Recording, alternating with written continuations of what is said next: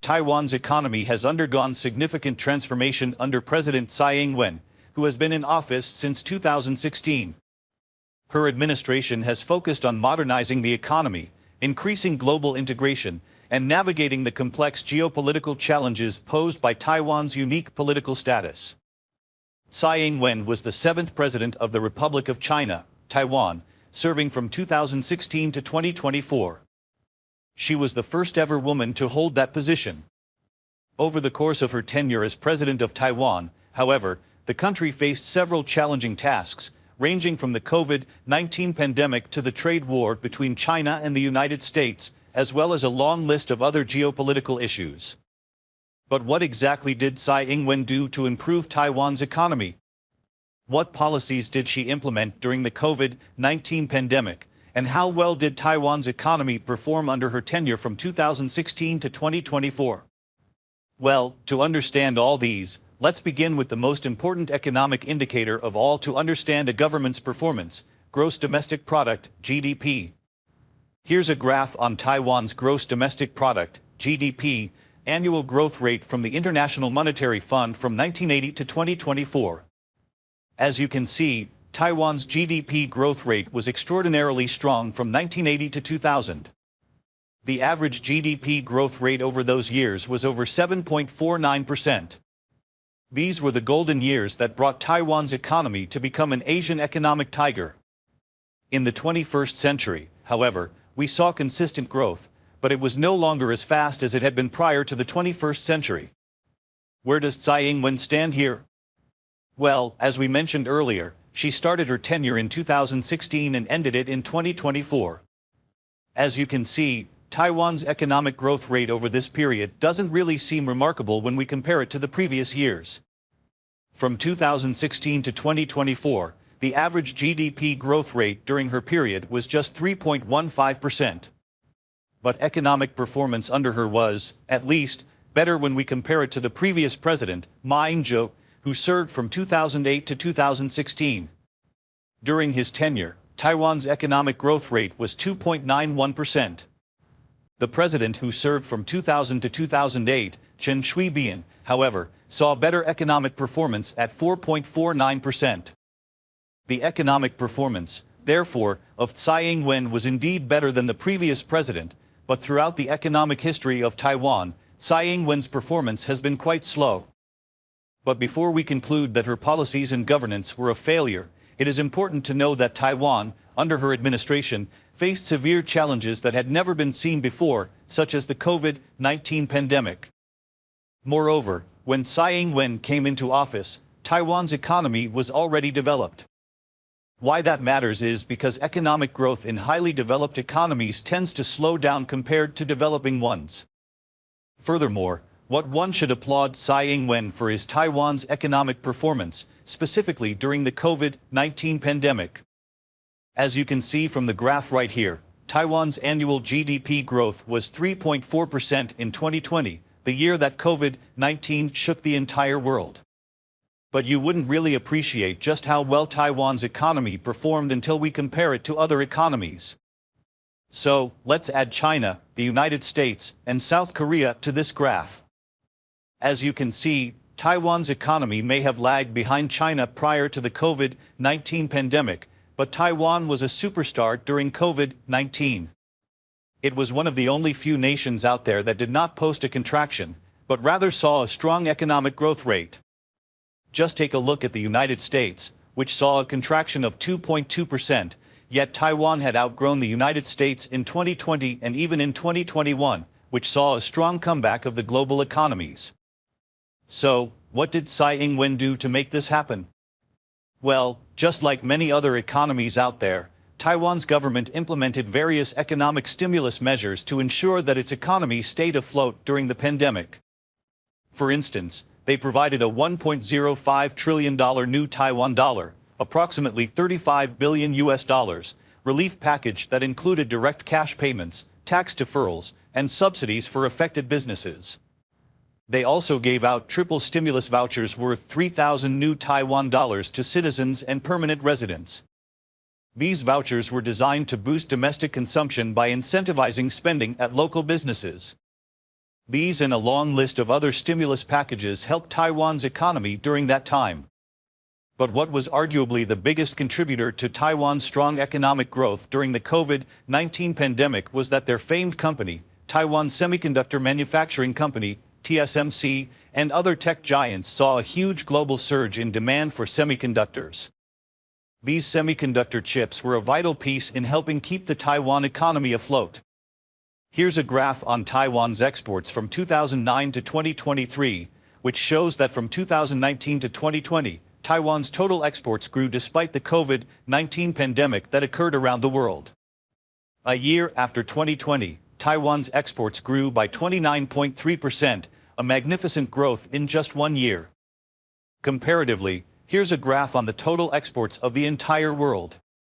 As you can see, the exports of goods and services for the entire world fell from $24.8 trillion in 2019 to $22.48 trillion by 2020. In other words, while demand for goods and services in other countries contracted, Taiwan's exports increased, even though the increase was small.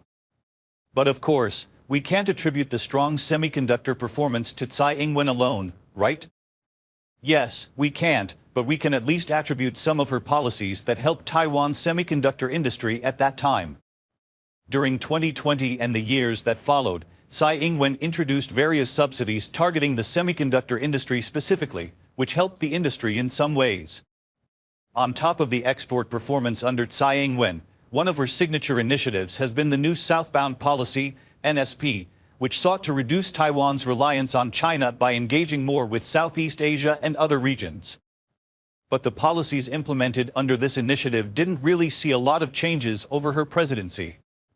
To understand this, let's pull up Taiwan's largest trading partner in 2016. As you can see, both China and Hong Kong were the largest trading partners of Taiwan. The overall bilateral trade between Taiwan and China and Hong Kong was $157 billion. This was what Tsai Ing-wen wanted to change. She wanted to reduce Taiwan's reliance on China because any economic slowdown or geopolitical tension in cross-strait relations posed a potential risk. The NSP sought to create more balanced trade links.